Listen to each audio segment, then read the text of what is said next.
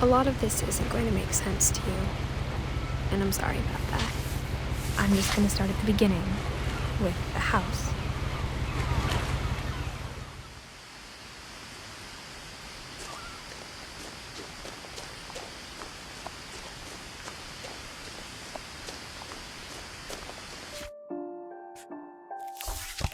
I lived here until I was 11, but I wasn't allowed inside half the rooms.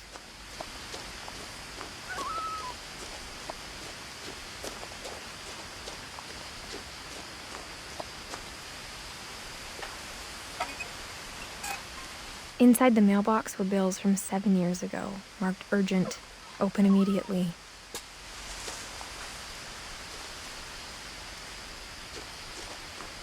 I hadn't been back since my brother Lewis's funeral.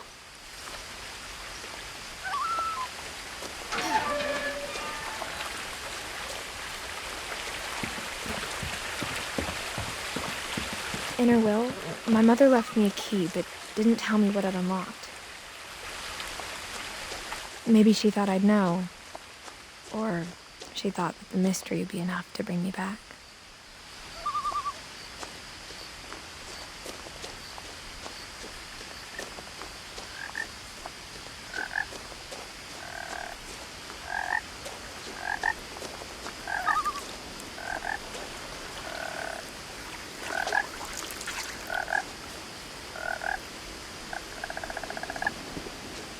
The truth is, even after I inherited the house, I never thought I'd come back to it. But now I had questions about my family that only the house knew the answers to. The woods around the house have always been uncomfortably silent, as if they're about to say something but never do.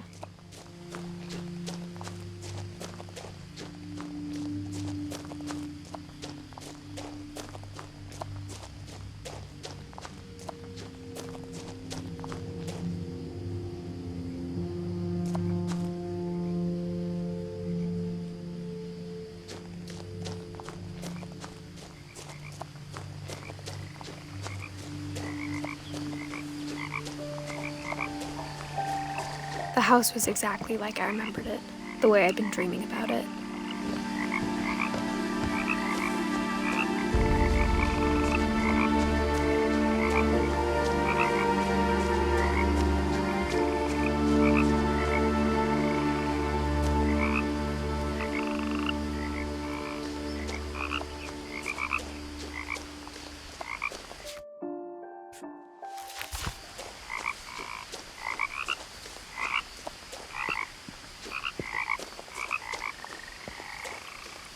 As a child, the house made me uncomfortable in a way I couldn't put into words.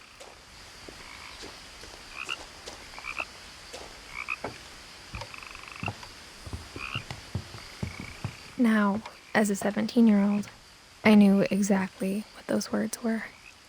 I was afraid of the house.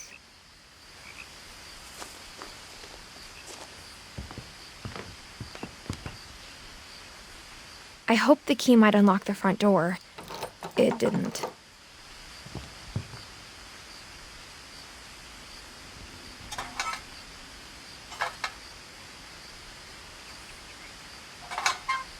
Looking in, I felt like the house itself had been waiting for me.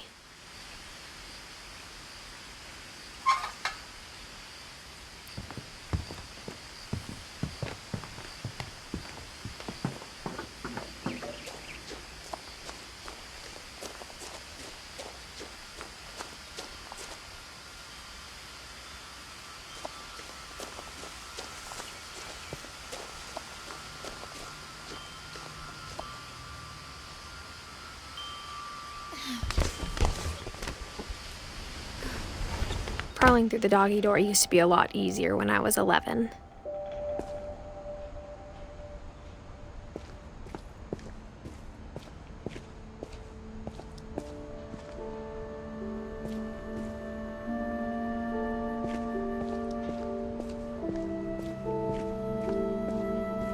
For the first time in years, I felt like I was home.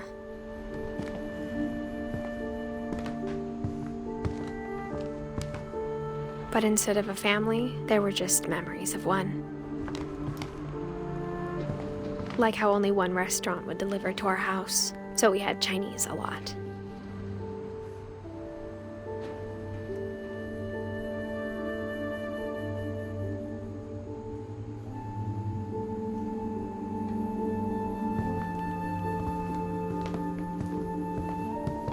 Or how after Louis started working at the cannery, we all got sick of eating salmon. Except our cat, Molly. Nothing in the house looked abnormal. There was just too much of it, like a smile with too many teeth.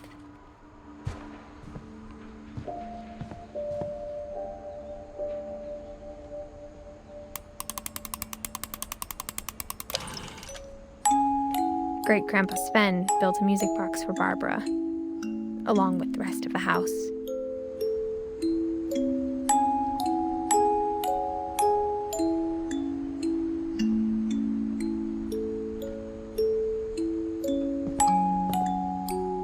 Mom always told me to stay out of the basement, so I wasn't too surprised when the key didn't fit.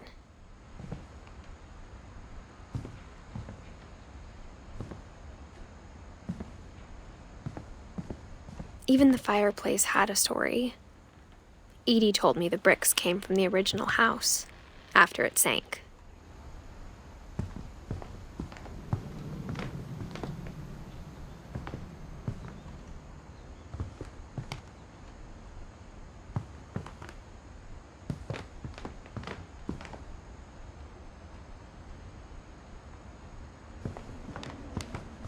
The table was still a wreck from the night we left.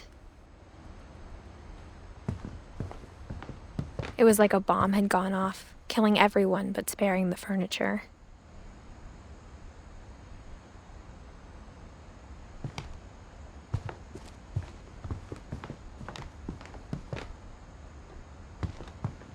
My mom was the only one of us who could imagine Great-Grandma Edie living in a nursing home.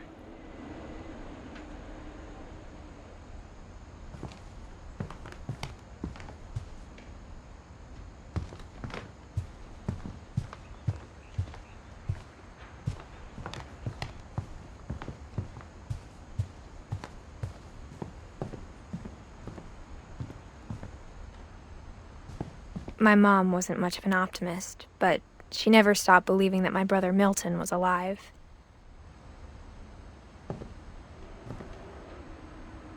A lot of things got left behind in the whirlwind of that last night.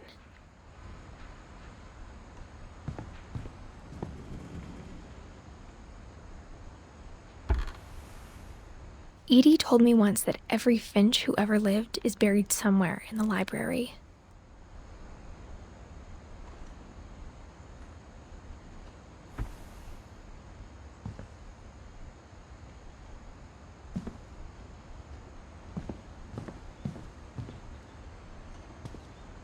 After Milton disappeared, Mom sealed up all the bedrooms. Then Edie retaliated and drilled peepholes.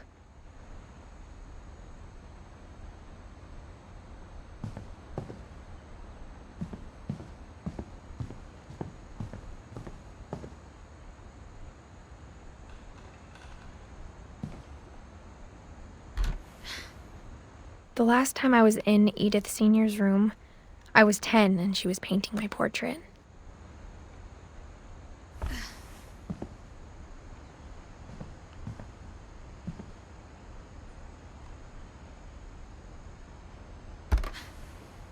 As a kid, I just assumed every house had peepholes and sealed rooms you weren't allowed inside of.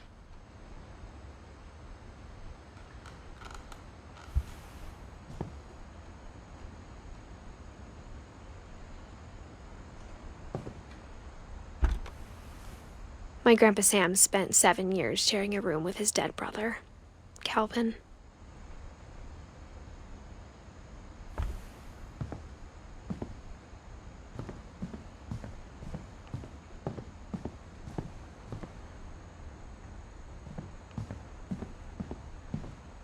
Whenever people ask me about my family, the first thing they always want to know about is Barbara.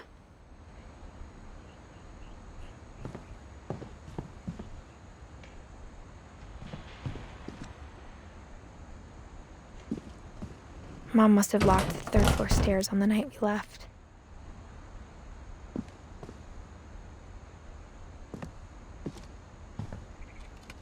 Edie's father, Odin, built the original house.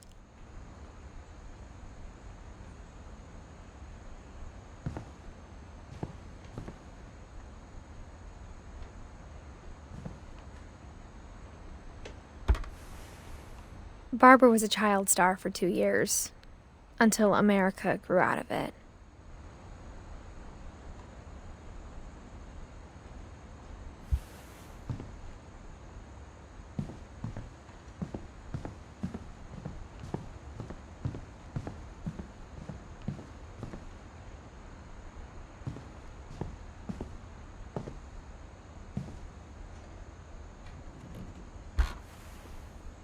Molly always seemed like a girl I could imagine being friends with, if she hadn't died in 1947.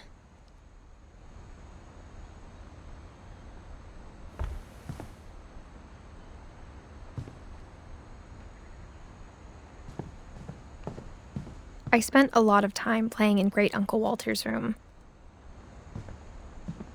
I think my mom sometimes regretted not sealing it up.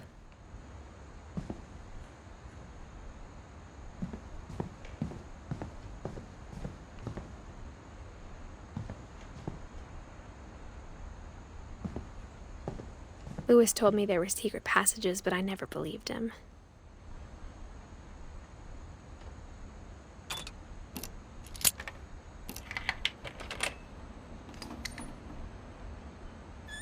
Turns out, my mom was really good at keeping secrets. Now it was time to find out what my mom had been afraid of.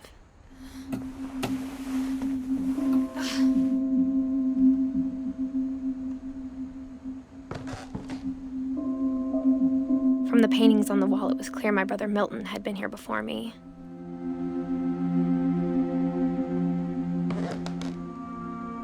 Reading this, maybe it sounds like I had a plan. But I had no idea what was behind that door.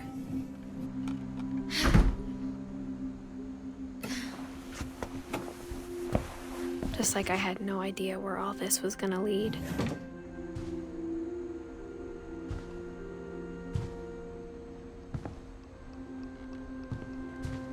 I grew up looking at Molly's room through the peephole. Molly's gerbil had a tiny bedroom with its own even tinier gerbil cage.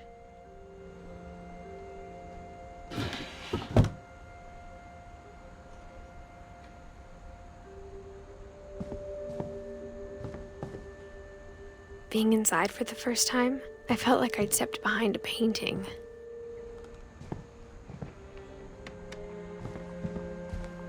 I got the sense Edie had spent a lot of time here, before my mom sealed the doors.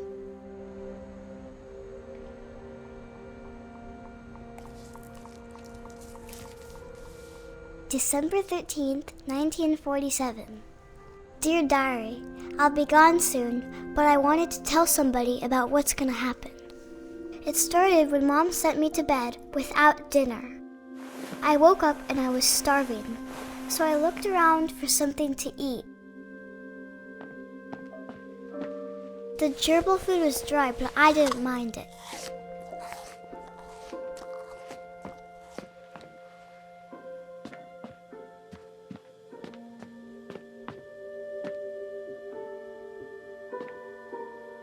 I thought about eating Christopher, but I held back.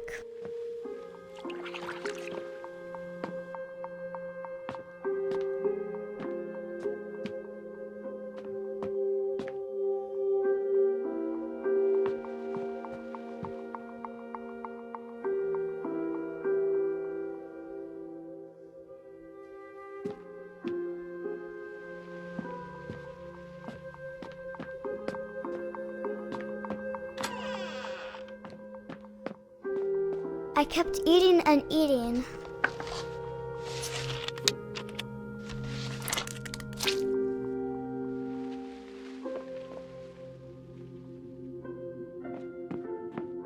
I ate a lot of things that night.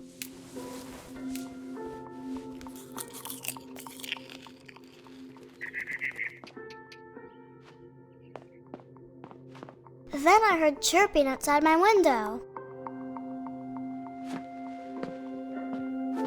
It was a barn swallow going back to her nest. I reached out for her.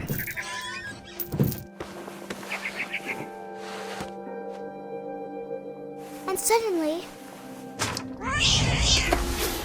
I was a cat.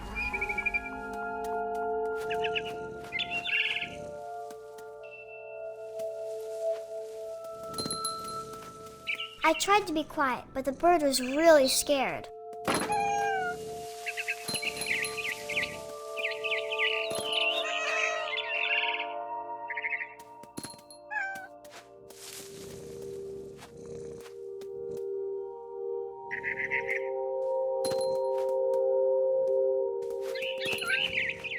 Mom and Dad didn't even look at me.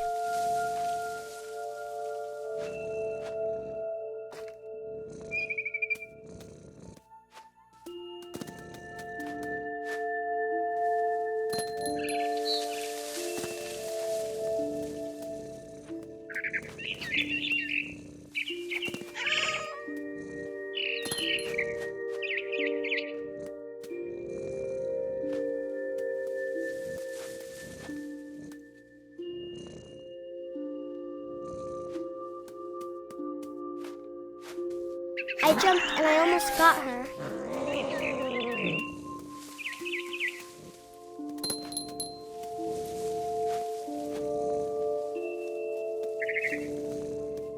I could tell she was getting really tired. Now I was up in the big tree. I promised Dad I wouldn't climb it anymore. All I cared about was eating that mama bird.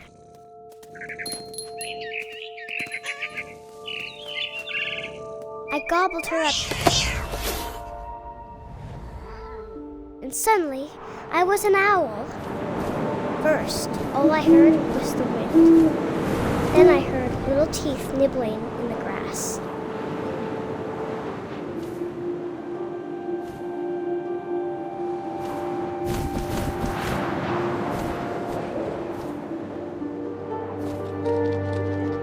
Rabbits.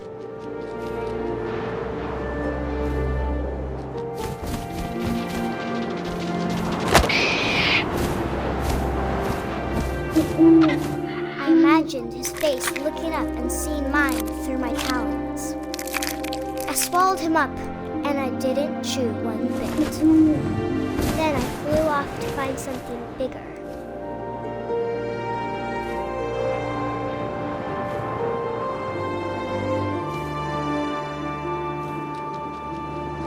A mama rabbit.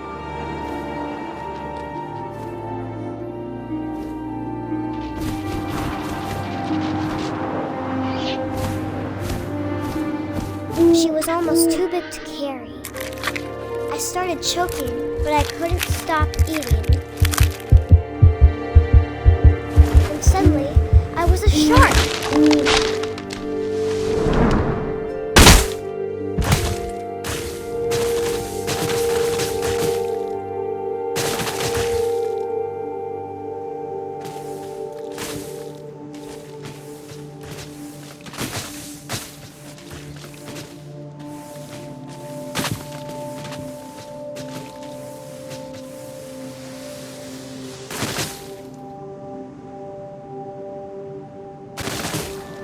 I rolled off a cliff and into the ocean.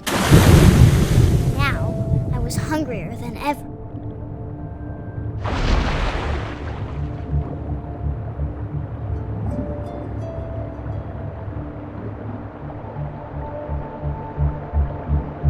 I wanted fat, juicy seals.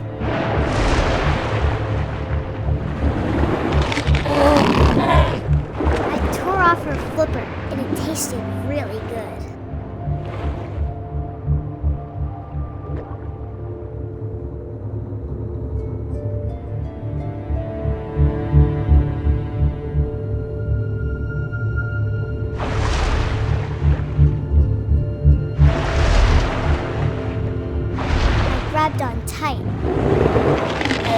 so hungry, I jumped out of the water. When I opened my eyes, everything had changed.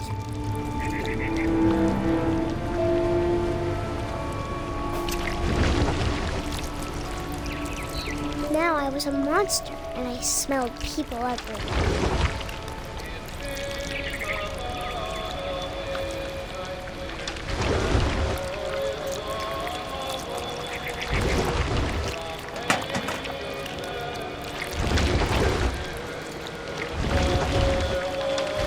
I was big, but I moved real quiet.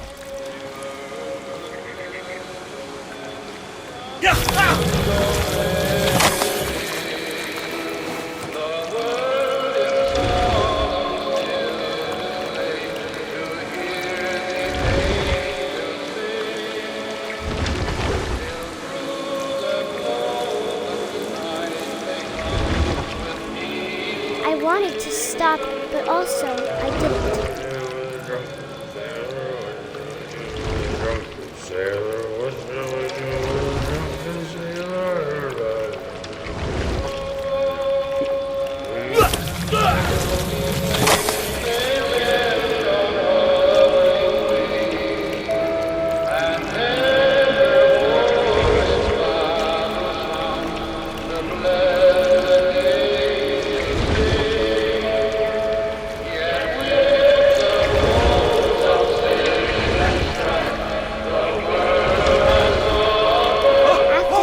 Passenger, I was still hungry. And across the water, I smelled something new. Something I had to have, so I swam towards it.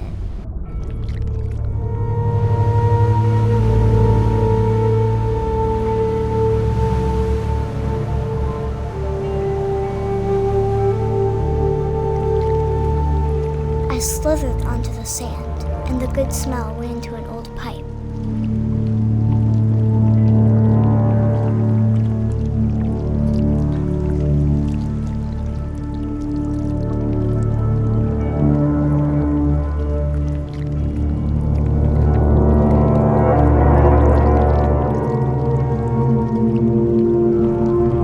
Closer and closer.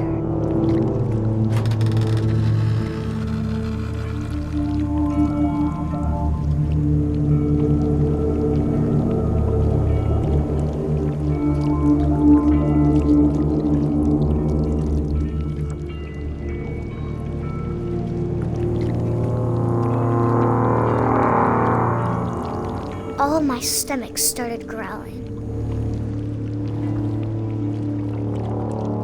And suddenly, I was me again. I held my breath for a long time, but I couldn't hear anything. I think it's waiting for me to fall asleep. But it's not going to wait much longer.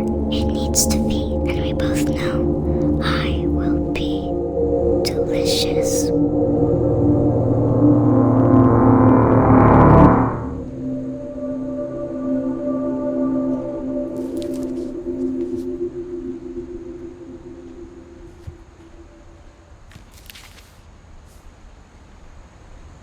I'm not sure if I believed all of that, but I'm sure Edie would have.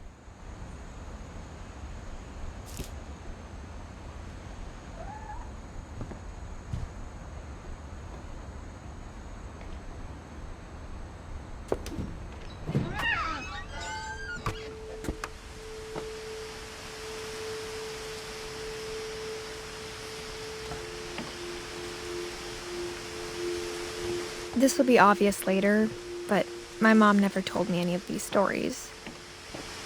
Edie would have, but Mom didn't like bringing up the past. Though, when we adopted a stray kitten, she was the one who named it Molly.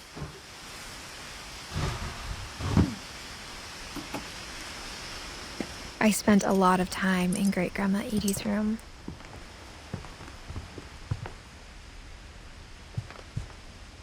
Her room was like a museum. For 500 years, the Finches have been famous throughout Norway for their fortune and misfortune.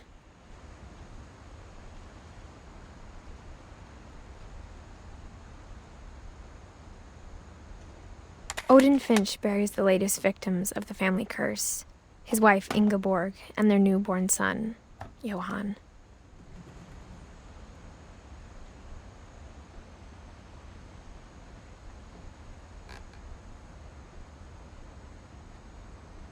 On January 7th, 1937, he set sail with his family and his house, hoping to leave the curse behind.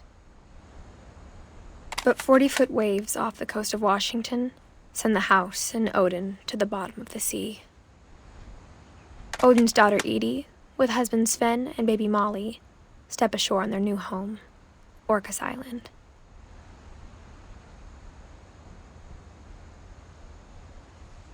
Odin Finch is the first to be buried in the new family cemetery. His daughter Edie is already dreaming of a new Finch house.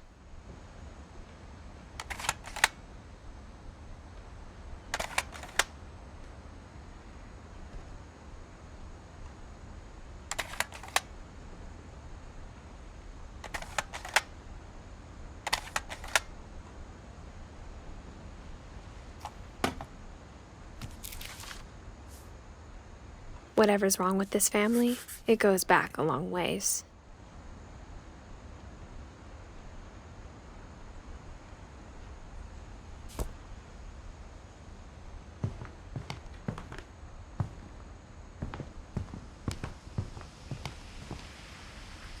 Louis died a week before we left, but Edie had already started to memorialize him.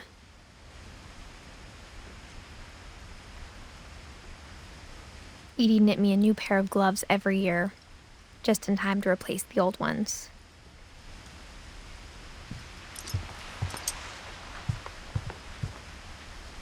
Edie gave a big interview about a mole man living under the Finch house.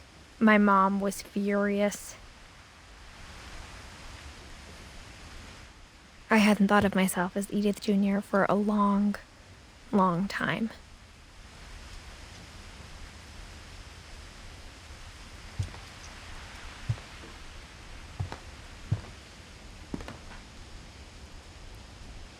When Edie told people Sven was killed by a dragon, she could also have said he was building a dragon-shaped slide that collapsed.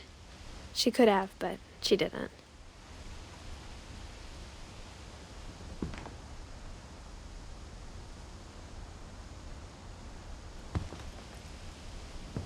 Even in her 90s, sometimes Edie seemed a lot younger than my mother.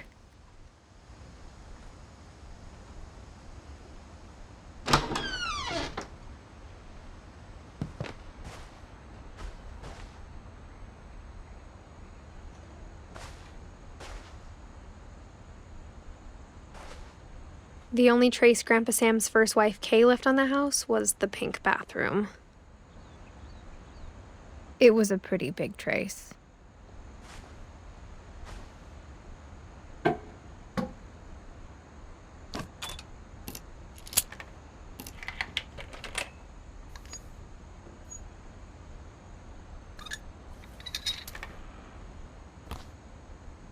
There's a secret in this bathroom.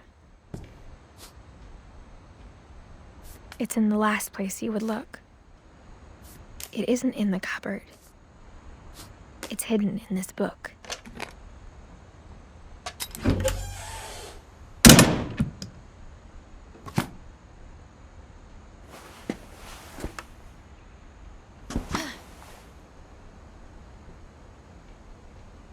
Sven gave Sam an old camera he'd refurbished. He never put it down.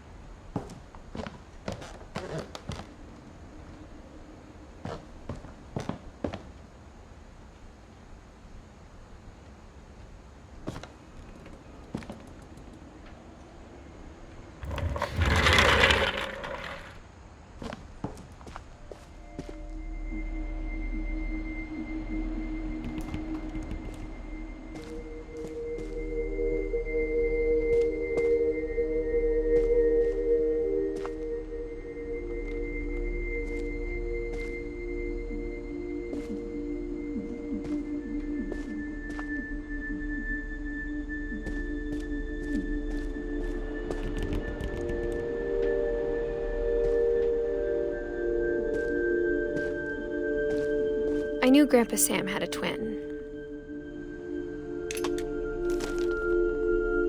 And that he never talked about him.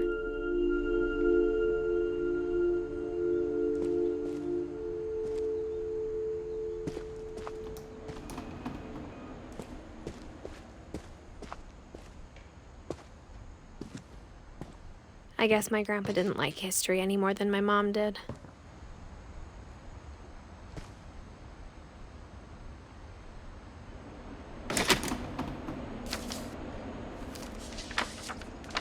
How I Want to Remember My Brother by Sam Finch. The thing I remember is that when he made up his mind, that was it.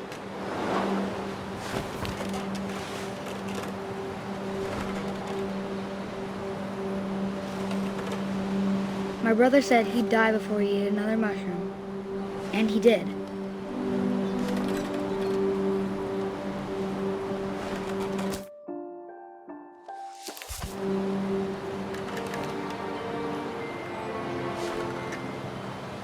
At Barbara's funeral, we swore we'd never be afraid again, and he wasn't. I think Calvin always wanted to fly.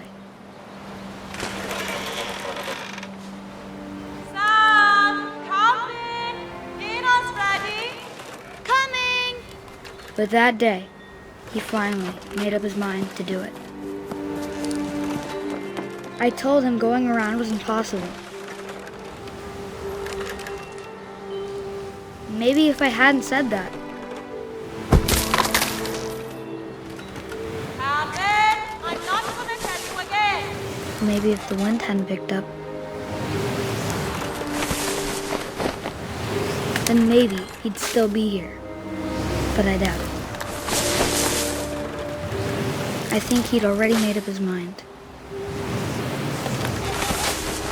That's what I want to remember about my brother.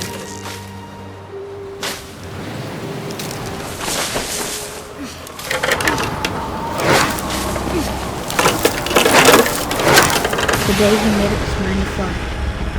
And he did.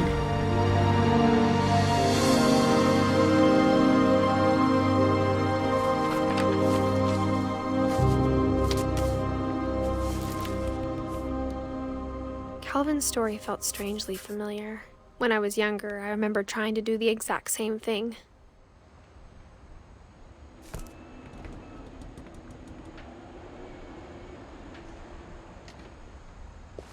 After the funeral, Edie roped off Calvin's half of the room.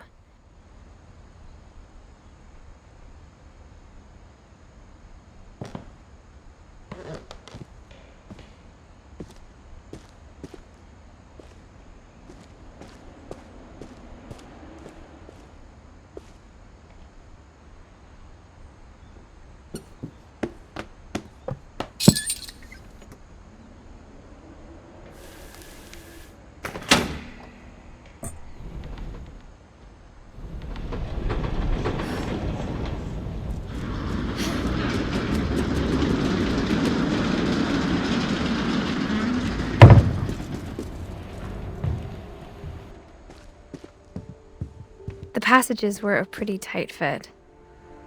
They'd obviously been built for smaller hands and bellies.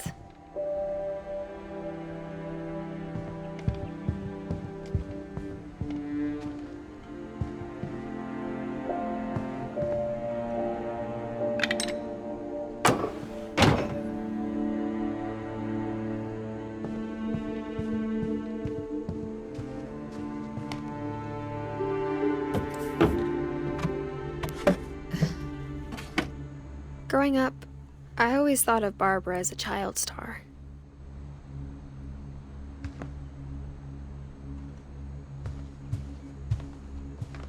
I never thought about how hard it must have been for her afterwards.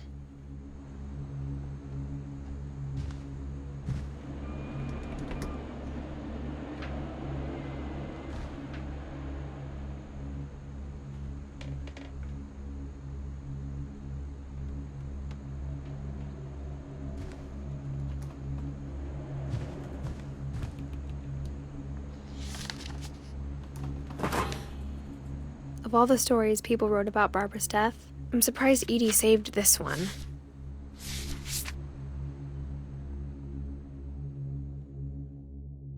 Old Jack here with another ghastly tale inspired by America's most unfortunate family. I'm calling it The Surprise Ending of Barbara Finch. As a child star, Barbara was famous for her scream. Now at 16, she was all washed up. A has-been. But in a lucky break, she'd been asked to perform her signature scream at a local convention for monster movie fans. It was just the boost her career needed. Unfortunately, her scream hadn't aged well. Getting better. I think you just need the right motivation. Her biggest fan and current boyfriend, Rick, was about to demonstrate when... Now that was a great scream. It was Barbara's father, Sven. He'd slipped into a table saw and had to be rushed to the emergency room. So Barbara got stuck babysitting her youngest brother, Walter. Her convention comeback was cancelled. Okay, I'm hearing frustration, but I'm not hearing terror. What if I tried... A gang of hoodlums in Halloween masks have been terrorizing Orcas Island tonight. Police are urging residents to... That came from the basement. You're right! Also, I loved your delivery on that. Why is your basement door locked? Because my dad likes making puzzles and secret passages. There's a key hidden in the music box. The secret is to keep winding and winding until finally the key pops out. Thanks, babe. I'll be back in a sec. 20 minutes later, Rick hadn't returned. So Barbara went to look for him, right on cue. She reached for the music box.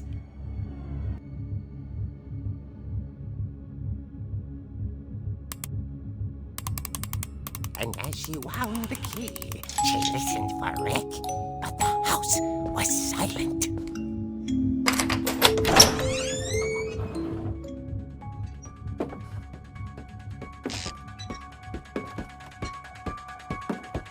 She found Rick's crutch and imagined the worst.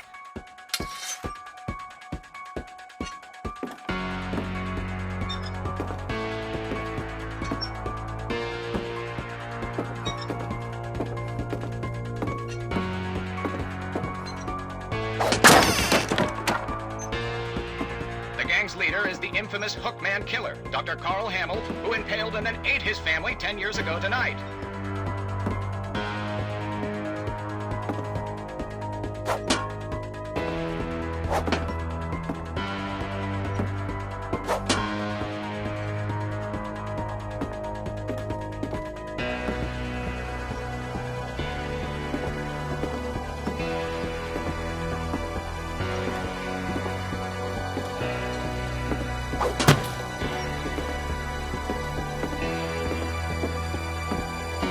The old fridge rattled and grew still.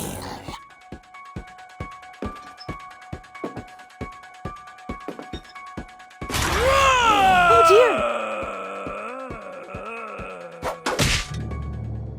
Oh! Rick? Barb, relax. I was just trying to scare you to help you find your scream. Well, I'm not scared, Rick. I'm furious. Then act furious. All I'm getting from you now is that you're hurt and confused and She threw him out, but she kept a little something to remember him by. Barb, have you seen my other crutch? And she was still holding it when she fell asleep watching the late picture show. Hours later... Barbara! Walter, what's going on up there? Ah! Okay, I'm coming up, but if this is a trick, you're dead, Walter.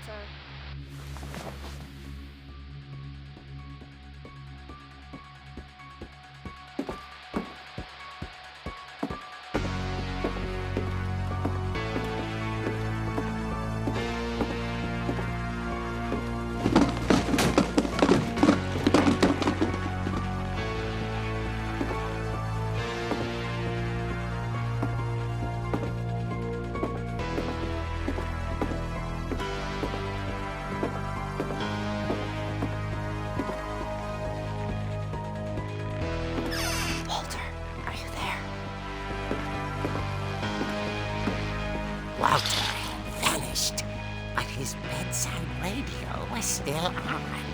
Orcas Island police describe the man as 6 feet tall, with a steel hook for a hand. Residents are urged to lock all doors and windows and notify the police of any suspicious activity.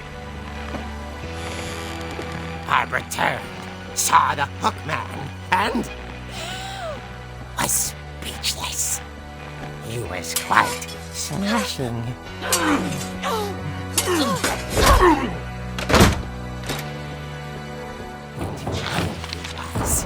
He couldn't get enough of Barbara. Okay, Barbara, there's gotta be another way out of here. That night, she played her part beautifully.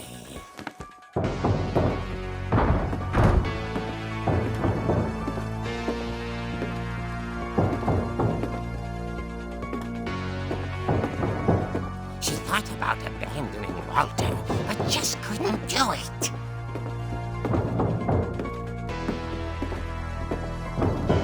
Molly's door hadn't been opened in years. The hinges groaned.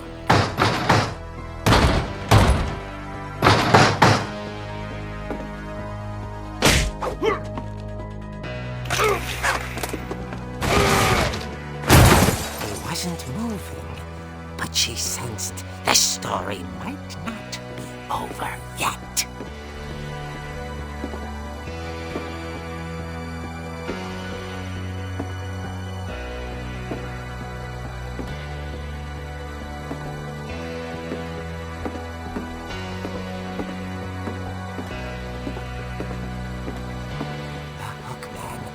Vanished.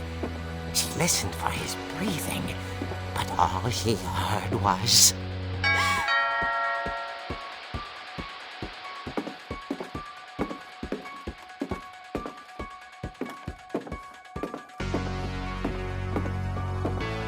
Someone at the door was dying to speak to young Barbara. At the door, she heard whispering. It was coming from inside the house.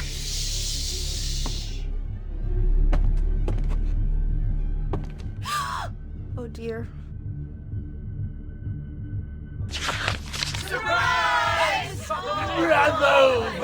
You were wonderful. The monsters had come to surprise her. For Barbara, it was a dream come true. Then she saw what kind of monsters they were, and she realized what was about to happen. She was going to be famous. And with her final breath, Barbara Finch gave the performance of her life.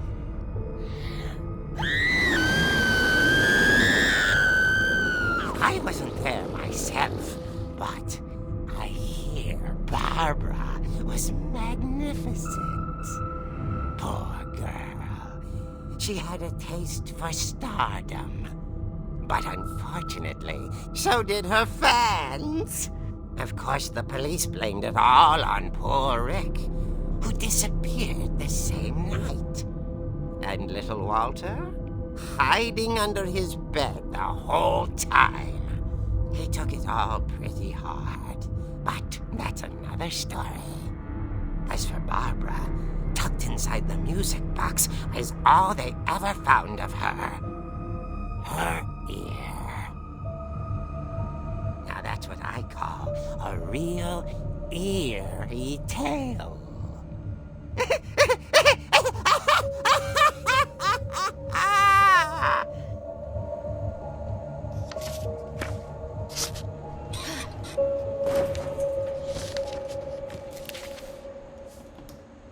Edie told me all Barbara wanted was to be remembered, as absurd as that comic was. Maybe what Edie saw was a happy ending.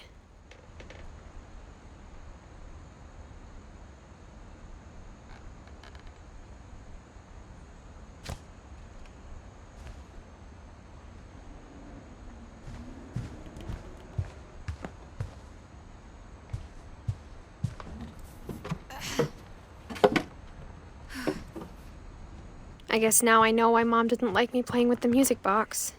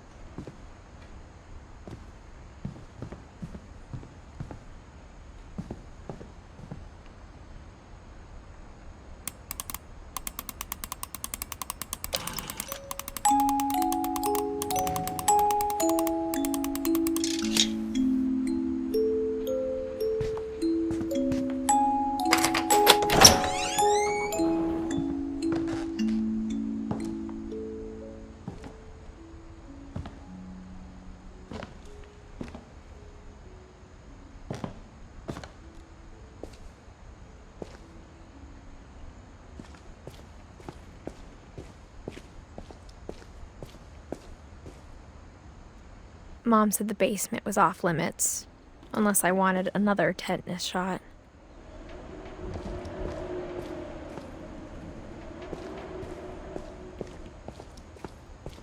I saw Edie sneak down to the basement once, carrying packages.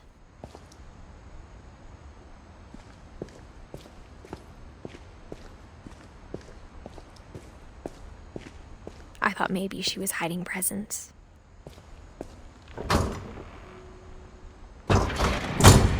It turned out she was hiding a lot more than that.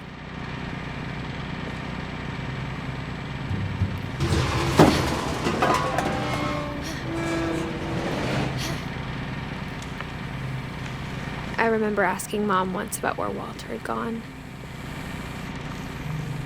She said after Barbara died, he got as far away as he could.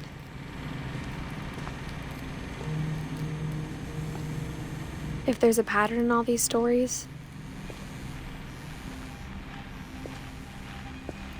I think it's that none of us has gotten very far.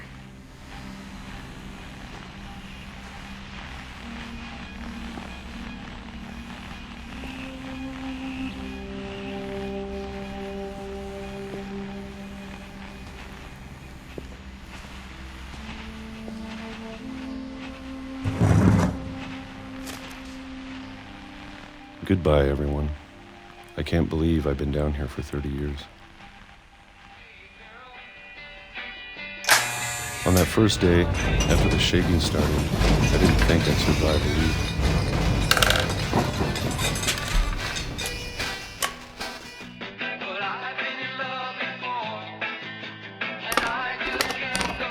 But after a few days, I settled into a routine.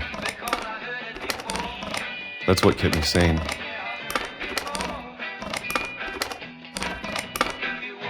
Having a schedule, living for today. I always expected to be dead tomorrow. But if you wait long enough, you get used to anything.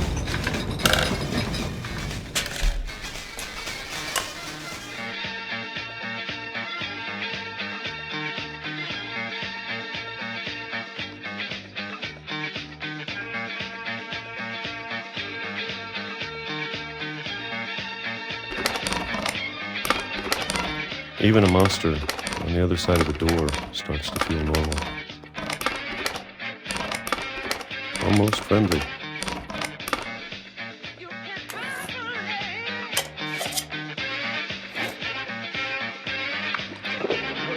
And then one day, everything just stopped. Whatever that thing was, it was gone. Maybe you got tired of waiting. Or maybe I just got tired of being afraid.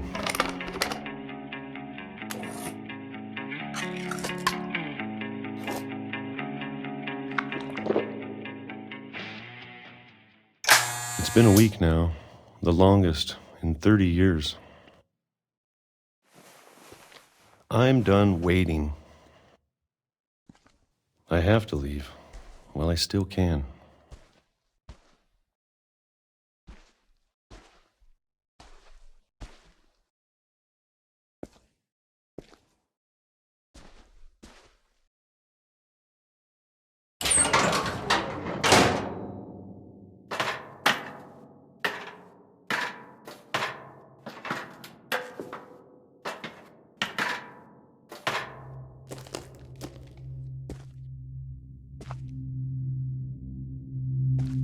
I know it's out there, somewhere.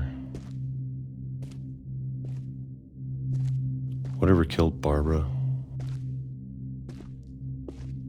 and Molly and Calvin. Maybe this is all a mistake. But I need to stop living the same day, even if it kills me.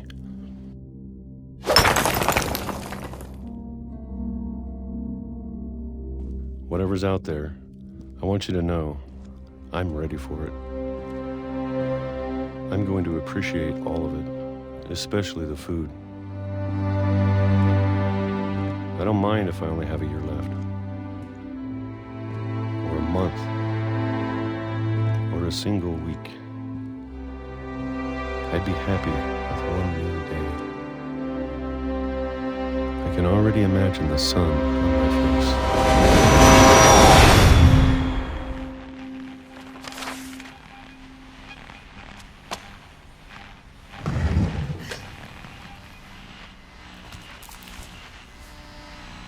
Walter died when I was 6.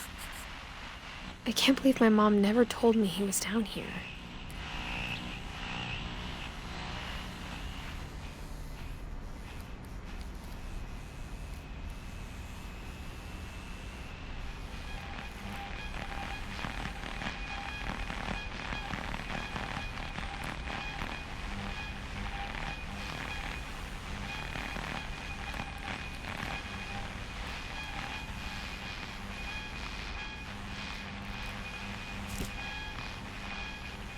I'm sure my mom was trying to protect me.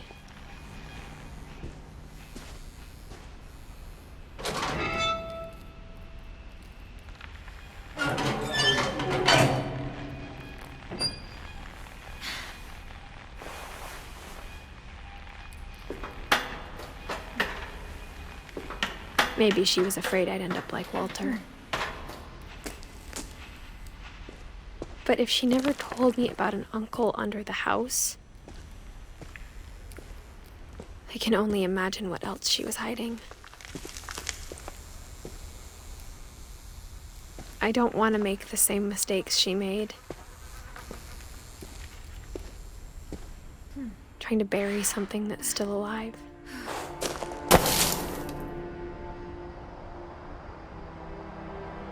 Now that there's only one of us left, or maybe 2,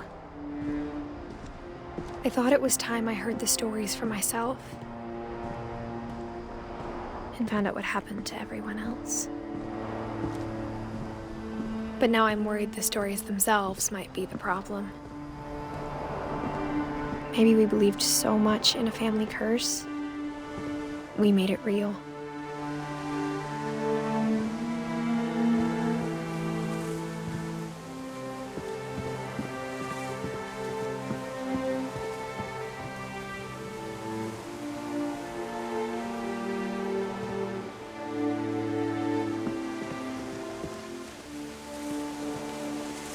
I don't know if I should even be writing this.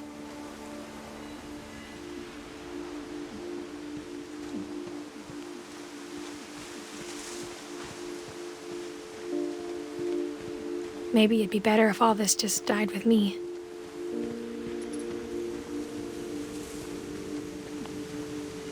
But I thought you should know about your family.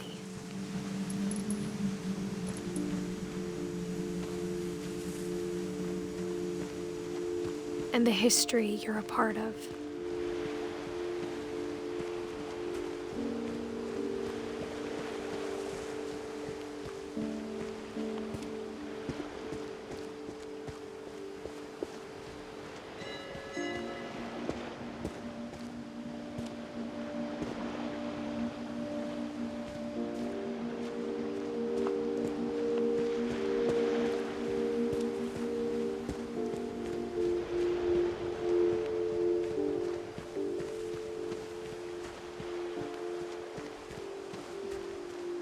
Though to be honest, I feel as lost as you probably do right now. I think the people in these stories believed them, for what that's worth.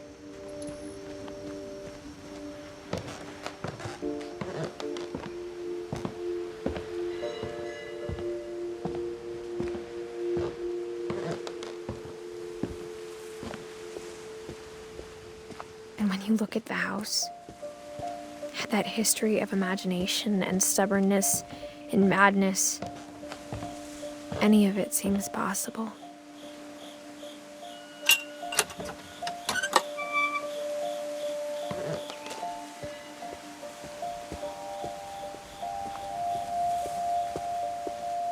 I think we've been surrounded by death for so long, we've just gotten used to it. What kind of family finishes building a cemetery before starting the house?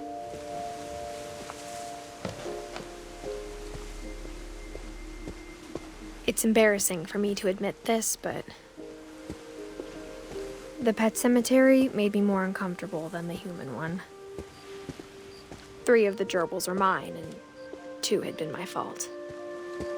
Sven built the house, but it was Edith who designed the cemetery.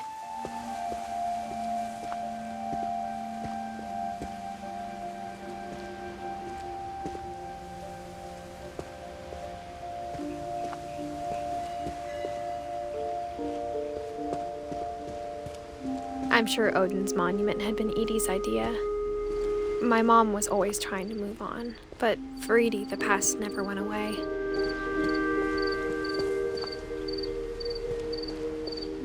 She could see it poking out of the water at low tide.